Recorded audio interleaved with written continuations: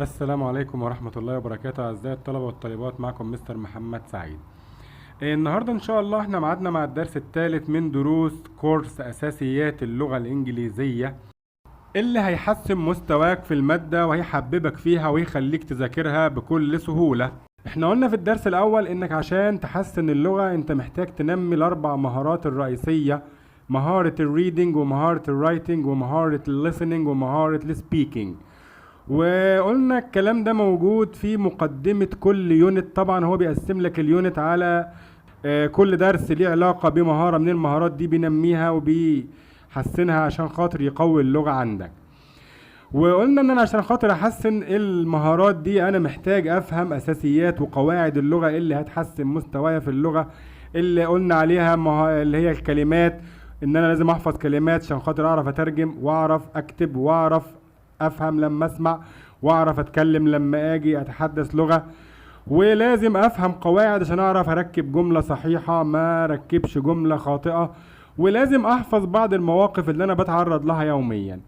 وخدنا الدرس الثاني ان انا عشان خاطر اكون جملة، بدأنا في دراسة القواعد في الدرس الثاني، ان انا عشان خاطر اكون جملة انا محتاج اظبط الفعل اللي في الجملة. وقلنا ان الفعل في اللغة ليه 4 انواع، اللي هم افعال منتظمة وافعال غير منتظمة وافعال مساعدة وافعال ناقصة. وقلنا ان احنا عندنا الفعل في اللغة الانجليزية له 5 تصريفات، وان انا عمري ومستحيل افهم لغة ولا اعرف اكون جملة صحيحة من غير ما اعرف ان الفعل له 5 تصريفات، او من غير ما افهم تصريفات الافعال كويس جدا. وانت هتكتشف بنفسك بعد كده ان جميع قواعد اللغة بلا استثناء مبنية على تصريفات الافعال دي. وان انا عشان خاطر اكون جملة لازم اعرف الجملة الاول بتتكون من ايه. الجملة في اللغة الانجليزية بتتكون من فاعل، وبعد كده فعل مساعد، وبعد كده فعل اساسي، وبعد كده التكملة. وطبعا القانون ده بينطبق على جميع ازمنة اللغة الانجليزية، كل الازمنة بنفس القانون ده. بس لازم اخلي بالي ان انا لازم اوفق الفعل المساعد مع الفاعل واوفق الفعل الاساسي مع الفعل المساعد زي ما قلنا الدرس اللي فات عشان الجملة تكون صحيحة. يبقى انا عشان خاطر اسهل على نفسي اللغة واسهل على نفسي مذاكرة المادة، احفظ الافعال المساعدة دي كويس جدا، واعرف الافعال اللي بتيجي بعدها بتيجي من انهي تصريف، عشان خاطر الجملة تكون صحيحة وعشان خاطر ما واجهش صعوبة في حل اي سؤال عندي في الامتحان. وقبل ما نبدأ في درس النهاردة هنأكد على أهمية الأفعال المساعدة في اللغة الإنجليزية، لأن زي ما قلنا الأفعال المساعدة هي الكل في اللغة الإنجليزية. الأفعال المساعدة قلنا هم 3 أفعال: verb to be، الverb to do، الverb to have. والأفعال الناقصة لها وظيفتها زي وظيفة الأفعال المساعدة بالظبط. عشان نفهم أهمية الأفعال المساعدة تعال نشوفوا إيه وظيفة الأفعال المساعدة. أنا عندي الجملة في اللغة العربية لها 3 أزمنة: ماضي ومضارع ومستقبل. انا هقول 3 جمل وانت تحدد لي زمن الفعل في كل جملة. اول جملة انا لعبت الكرة، والتانية انا العب الكرة، والتالتة انا سألعب الكرة. سهلة يا مستر. أول جملة لعبته ديت فعل ماضي، إذن الجملة ماضي. والجملة التانية أنا ألعب الكرة الفعل مضارع، إذن الجملة كلها يبقى زمن الجملة مضارع. والجملة التالتة سألعب ده فعل يدل على المستقبل، إذن زمن الجملة هنا في المستقبل. يبقى انا بعرف زمن الجملة في اللغة العربية من الفعل نفسه. تعالوا نشوفوا بقى في اللغة الانجليزية انا بعرف زمن الفعل ازاي. لما اقول مثلا I am playing football، ولما اقول I was playing football، والجملة الثالثة I will be playing football. لو بصينا على الفعل هنا في الجملة هنلاقيه الفعل الأساسي playing. الثلاثة زي بعض. طب يا مستر أنا هعرف زمن الفعل ده إزاي؟ من الفعل المساعد اللي قبله. أول جملة الفعل المساعد am مضارع، إذا زمن الجملة ده مضارع. والجملة التانية الفعل المساعد was ماضي، إذا زمن الجملة ده ماضي. والجملة التالتة will الفعل ده يدل will ده بيعبر عن المستقبل، إذا زمن الجملة مستقبل. يبقى الفعل المساعد في اللغة الإنجليزية هو اللي بيحدد لي زمن وقوع الفعل أو زمن الجملة في اللغة الإنجليزية. ومن ضمن وظائف الافعال المساعده في اللغه الانجليزيه ان هي بتنفي الجمله. يعني لو جيت انفي مثلا الثلاث جمل اللي قلناهم بالعربي: انا لعبت نفيها انا لم العب، وانا العب نفيها انا لا العب، وانا سالعب نفيها انا لن العب. يعني بنفي بالفعل نفسه او بنفي بلام ولا ولن في اللغه العربيه. في اللغه الانجليزيه لما اجي انفي بضيف للفعل المساعد not. يعني I am playing تبقى I am not playing، و I was playing تبقى I wasn't playing، و I will be playing تبقى I won't be playing. يعني الفعل المساعد هو اللي بينفي. لما اجي انفي بضيف not لنفس الفعل المساعد اللي موجود في الجملة، ما بجيبش فعل مساعد غيره، عشان لو جبت فعل مساعد تاني اكون غيرت زمن الفعل. وتالت وظيفة من وظائف الافعال المساعدة، وهي دي موضوع درسنا النهاردة، ان انا ازاي اكون سؤال. وده بيعلم معايا طبعا مهارة السبيكنج جدا، ان انا بعرف اتكلم ويخليني احل سؤال المحادثة او الديالوج بكل سهولة. لما اجي اكون سؤال في اللغة الانجليزية بجيب الفعل المساعد قبل الفاعل. يعني I am في السؤال تبقى am I، ولو هحول الاي ليو تبقى are you playing، و I was تبقى was I، ولو هحول الاي ليو تبقى were you playing، و I will في السؤال تبقى will you be playing. يعني لما اجي اسأل في اللغة الانجليزية بجيب الفعل المساعد قبل الفاعل. اذا الفعل المساعد في اللغة الانجليزية له 3 وظائف. اول حاجة بيحدد لي زمن وقوع الفعل او بيحدد لي زمن حدوث الجملة، وتاني حاجة هو اللي بينفي الجملة المثبتة. لما اجي انفي بضيف للفعل المساعد not. وتالت حاجة هو اللي بيسأل. لما اجي اسأل بجيب الفعل المساعد قبل الفاعل في اللغة الانجليزية. وبما اني بتعلم لغة عشان اعرف ازاي اكون جملة صحيحة، اذا لازم افهم الاول ايه هي انواع الجمل في اللغة الانجليزية. انا عندي 3 انواع من الجمل في اللغة الانجليزية: جملة خبرية، وجملة استفهامية، وجملة امرية. الجملة الامرية دي سهلة جدا، اللي هي عبارة عن الامر او النهي: افعل ولا تفعل. الامر بيتكون من الانفينيتيف او المصدر زائد تكملة الجملة، والنهي don't بعدين الانفينيتيف وبعدين تكملة الجملة. زي ما اقول مثلا open the door افتح الباب، don't open the door لا تفتح الباب، do افعل، don't do لا تفعل. الجملة الأمرية سهلة مش هنتكلم عليها كتير وما بتقابلنيش كتير في المنهج. لازم افهم ان اهم نوعين في اللغة الانجليزية هما الجملة الخبرية والجملة الاستفهامية. الجملة الخبرية اللي هي بتنتهي بفول ستوب، والجملة الاستفهامية اللي بتنتهي بكويستشن مارك. امتى الجملة تبقى خبرية في اللغة الانجليزية؟ الجملة تبقى خبرية في اللغة الانجليزية لما يجي الفاعل اللي هو I او he وشي وات ووي ويو وذي او اي اسم مفرد او اي اسم جمع قبل الفعل المساعد. الافعال المساعدة اللي هي am وis وare ماضيهم was وwere، وhas وhave ماضيهم had، will ماضيها would can could shall should may might must، و doesn't و don't و didn't. لما الفاعل يجي قبل الفعل المساعد تبقى الجملة دي خبرية لازم تنتهي بفول ستوب، ولما الفعل المساعد يجي قبل الفاعل يبقى الجملة دي استفهامية. يعني انا لما اجي اسأل لازم اجيب الفعل المساعد قبل الفاعل، ولما اجي اجاوب لازم اجيب الفاعل قبل الفعل المساعد. تعالوا نوضح يعني ايه فاعل قبل فعل مساعد وفعل مساعد قبل فاعل. الجملة دي بتقول what he is doing، والجملة دي بتقول what is he doing. طبعا هنا الهي هو الفاعل جه قبل الاز الفعل المساعد، يبقى الجملة دي لازم تنتهي بفول ستوب، ودي جملة اجابة. ووات هنا معناها الذي، اللي خلى وات هنا معناها الذي ان جه وراها جملة خبرية، جه وراها اجابة ما جاش سؤال. الاجابة اللي هي بعدين از.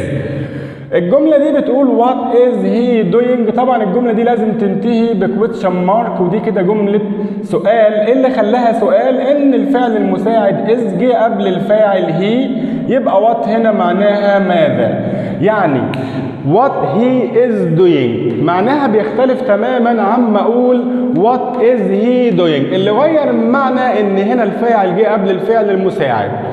يبقى what هنا مش أداة استفهام لأن جه وراها جملة خبرية، وهو ده معنى يعني إيه جملة خبرية؟ يعني فاعل بيجي وراه فعل مساعد، سواء كان في أداة استفهام أو مفيش أداة استفهام.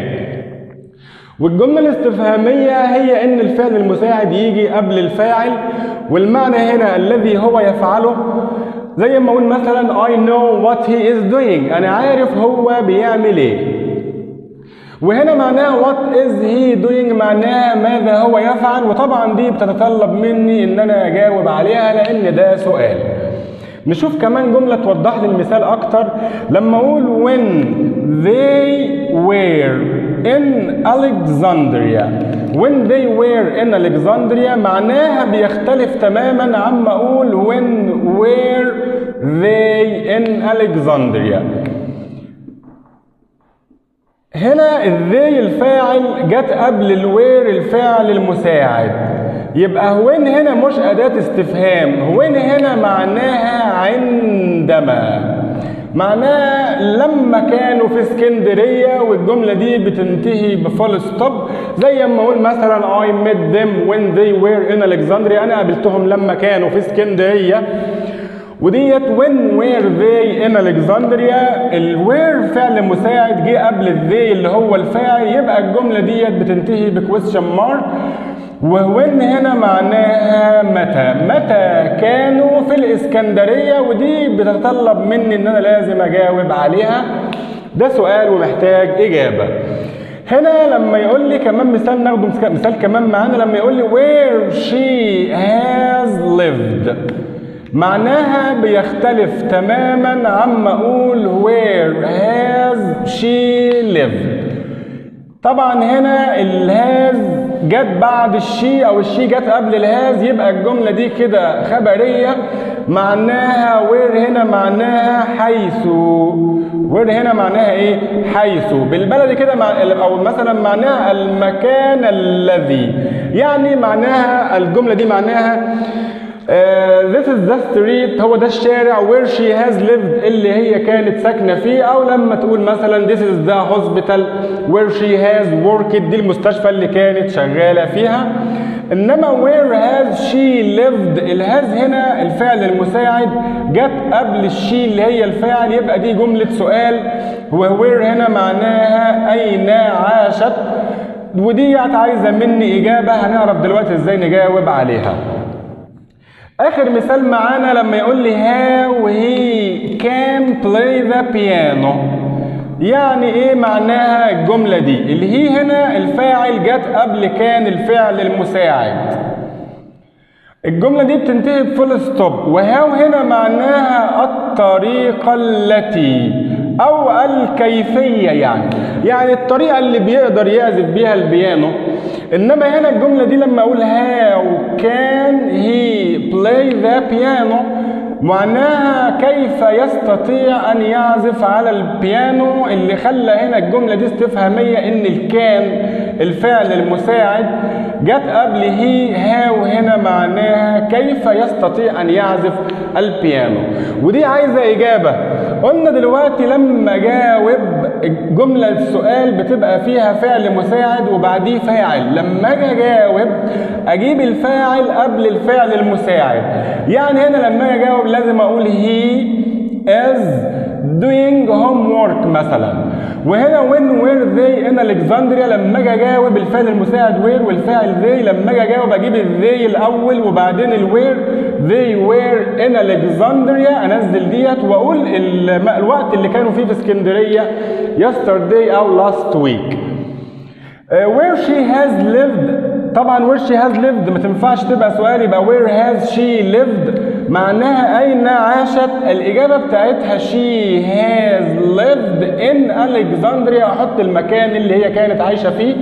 وهنا آخر سؤال how can he play the piano، لما أجي أجاوب على how can he، كان فعل مساعد وهي فاعل، لما أجي أجاوب لازم أجيب الفاعل قبل الفعل المساعد.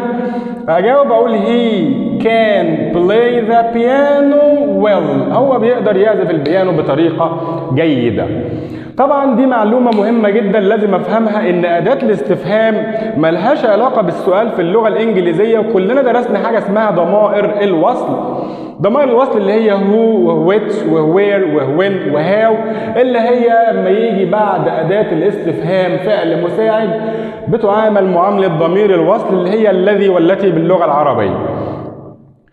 تعالوا نشوف انواع الجمله الخبريه وانواع الجمله الاستفهاميه في اللغه الانجليزيه. الجمله الخبريه في اللغه الانجليزيه نوعين، ممكن تبقى الجمله مثبته وممكن تبقى منفيه. الفرق بين الاثبات اللي بينتهي بفول ستوب والنفي اللي بينتهي بفول ستوب ان النفي بيبقى موجود فيه not، الاول اختصارها ان ابوستروف تي، ونخلي بالنا ان انا لما اجي انفي لازم ازود not لنفس الفعل المساعد الموجود في الجمله.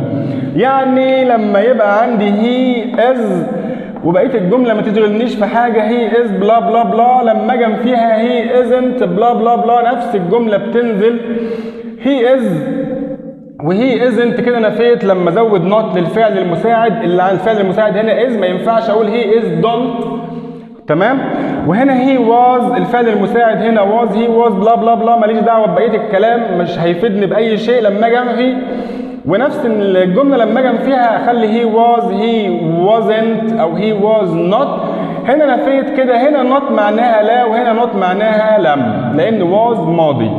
هي ويل طبعا بقيه الجمله ماليش علاقه بيها، مش هتفيدني بشيء في النفي، يبقى هي ويل هو سوف، لما اجي فيها هي ويل نوت او هي وونت، وبقيه الجمله بينزل عادي زي ما هو، لان في طلبه كتير جدا بتقول هي ويل دونت.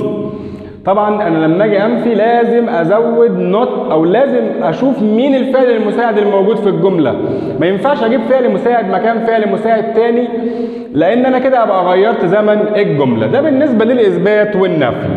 الجمله الاستفهاميه نوعين، وطبعا المعلومه دي هي اهم معلومه لازم افهمها في اللغه الانجليزيه عشان اقدر احل سؤال الديالوج. طلبه كتير جدا بتتلخبط وما بتعرفش تحل سؤال الديالوج لانها مش فاهمه المعلومه البسيطه جدا دي. انا عندي نوعين من الاستفهام في اللغه الانجليزيه، ممكن الجمله تبقى سؤال بهل وممكن تبقى سؤال باداه استفهام.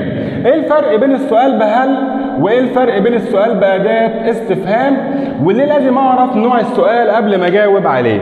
السؤال بأداة استفهام بيبدأ ب WH أو how. WH زي what, when, where, who, why. طبعا أدوات الاستفهام 8 أدوات، في منهم 7 بيبدأوا ب WH وواحدة how. السؤال بأداة استفهام أو ال WH question اسمه باللغة الإنجليزية ال WH question.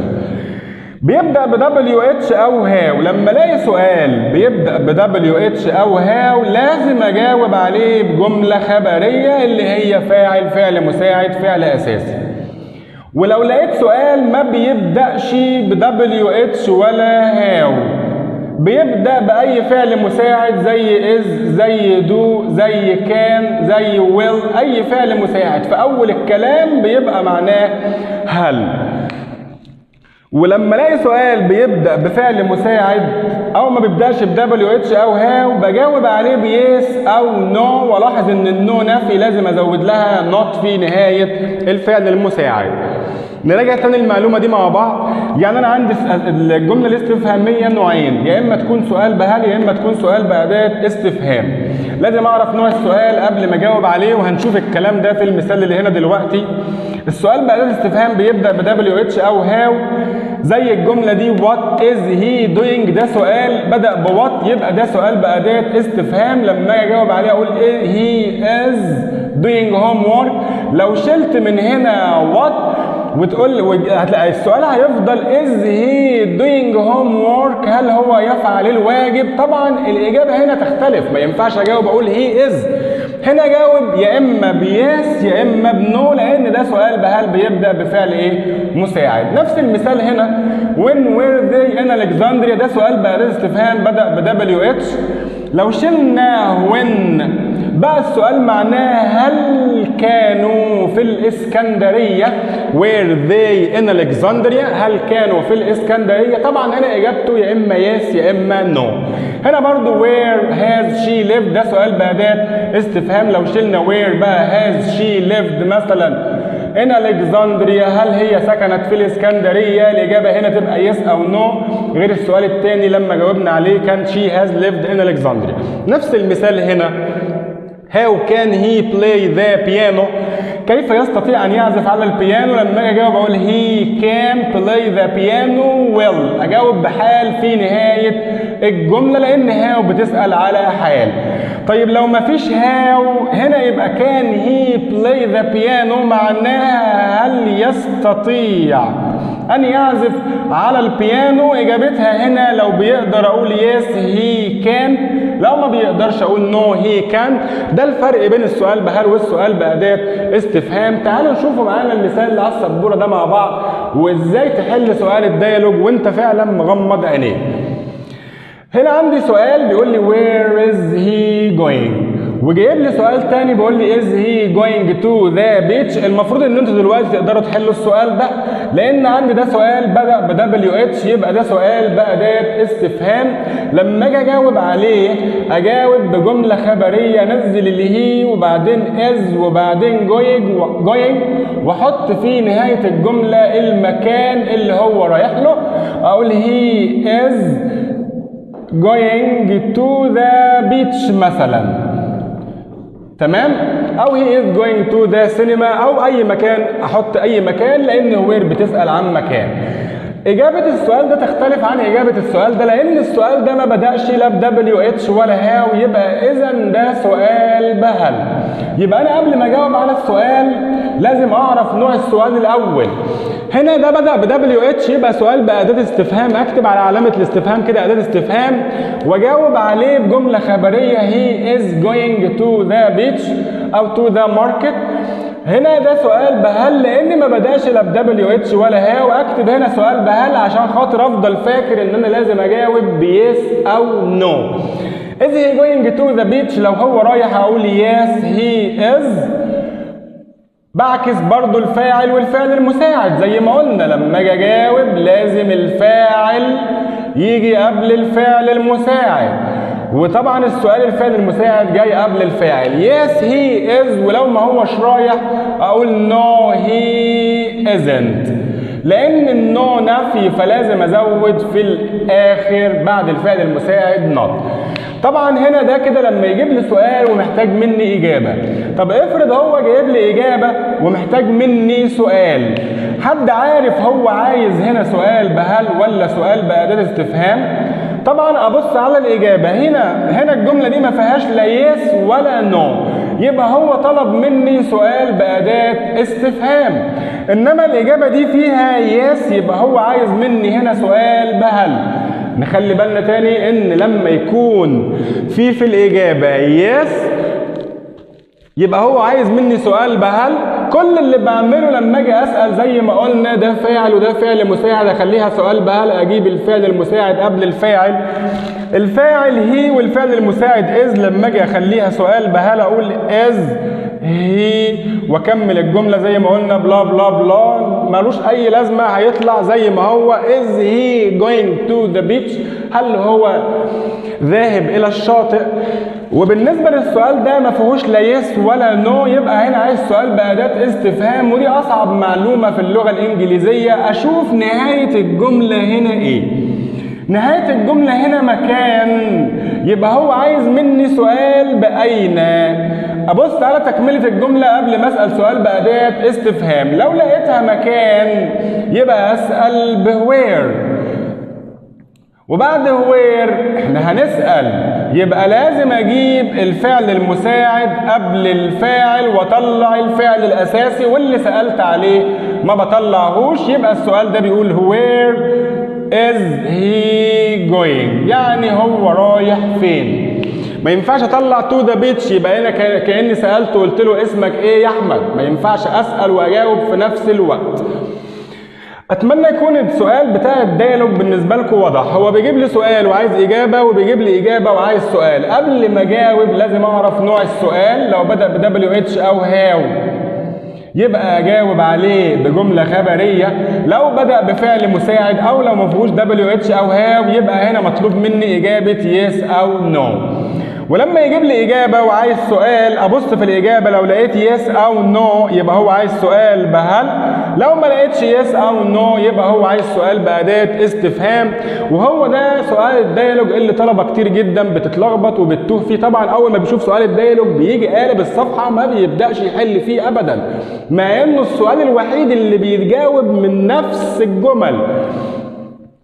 لازم اعرف الاول نوع السؤال وهجاوب عليه ازاي، ودي اهم معلومة نفهمها في اللغة الانجليزية. هناخد دلوقتي بعض الجمل المثبتة المهمة في اللغة الانجليزية واللي معظم الطلبة بتتلخبط في تحويلها الى نفي والى سؤال بهل.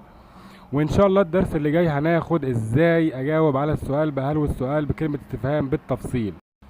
وزي ما قلنا ان الجملة الخبرية في اللغة الانجليزية نوعين، ممكن تكون مثبتة وممكن تكون منفية، وان انا عشان احول الجملة الى نفي بضيف not بعد الفعل المساعد. والجملة الاستفهامية نوعين، ممكن تكون سؤال بهل او سؤال بأداة استفهام. ولازم اخلي بالي السؤال بأداة استفهام هو نفس السؤال بهل بس بحط قدامه أداة استفهام. اول جملة بتقول my dad's a teacher، وتاني جملة my dad's writing the report، وتالت جملة my dad's written the report، ورابع جملة my dad's a car، وخامس جملة my dad's car broke down، والجملة السادسة I'd play football، والجملة السابعة I'd played football. ولو اخدت بالك ان اول 5 جمل فيهم ابوستروف اس، ودي من السكيلز العاليه جدا في اللغه الانجليزيه ان انا اعرف افرق بين الابوستروف اس دي هل هي از ولا هاز ولا اس الملكيه، لانها هتفرق كتير جدا معاك في تحويل الجمله الى نفي او الى سؤال. تعالوا نشوف هنعرف نفرق ازاي بينهم بكل سهوله. اول جمله هنا الاس جه بعدها وظيفه، اذا ديت از. بتكون از لو جه بعدها وظيفه او لو جه بعدها مكان او لو جه بعدها صفة. يبقى لما اجي فيها اقول my dad isn't a teacher، ولما اجي اسأل عليها اقول is your dad a teacher. الجملة التانية بقول my dad's writing the report، طبعا هنا الاس جه بعدها ing يبقى دي برضو is. اما اجي فيها اقول my dad isn't writing the report، ولما اجي اسأل اقول is your dad writing the report. الجملة الثالثة الابوستروف اس هنا او الاس جه بعدها تصريف ثالث، اذا ديت هاز. لما اجي فيها اقول my dad hasn't written the report، ولما اجي اسال اقول has your dad written the report. الجملة الرابعة بتقول my dad's a car، هنا جه بعد الاس شيء يمكن امتلاكه، اذا الاس دي هاز. بس هاز هنا مش هي الفعل المساعد، لان احنا قلنا ان الهاز تكون فعل مساعد لو جه وراها تصريف ثالث. الهاز هنا فعل اساسي وهنفيها بداز. يبقى اما اجي في الجمله الرابعه دي اقول my dad doesn't have a car، ولما اجي اسال اقول does your dad have a car. والجملة الخامسة زي الجملة الرابعة تقريبا، بس هنا الجملة الخامسة فيها فعل أساسي اللي هو بروك، وما ينفعش الجملة يكون فيها فعلين، يعني الاس دي اللي هي از ولا هاز، لأن الفعل اللي في الجملة بروك. إذا الاس دي اس الملكية وماليش علاقة بيها أبدا. هنفي أنا الفعل اللي هو بروك، هتبقى my dad's car didn't break down، وأخليها سؤال أقول did your dad's car break down. وفي الجملة الستة والجملة السابعة جايب لي اختصار ابوستروف دي، انا هعرف افرق بينهم ازاي، هل هي هاد ولا وود. لو لقيت وراها مصدر يبقى ديت وود، ولو لقيت وراها تصريف ثالث تبقى هاد. يبقى الجملة الستة اقول لما اجي فيها اقول I wouldn't play football، ولما اجي اسأل اقول would you play football. والجملة السابعة لما اجي فيها اقول I hadn't played football، ولما اجي اسأل اقول had you played football. وبكده يبقى وصلنا لنهاية درس النهاردة. نتمنى تكونوا استفدتوا معلومة جديدة، وان شاء الله الدرس اللي جاي هنتكلم عن السؤال بهل والسؤال بأداة استفهام بالتفصيل، ازاي اجاوب عليهم وازاي اكونهم عشان نحل ونخلص مشكلة المحادثة. وما تنسوش تعملوا لايك وشير للفيديو عشان غيركم يستفيد. نترككم في رعاية الله، والسلام عليكم ورحمة الله وبركاته.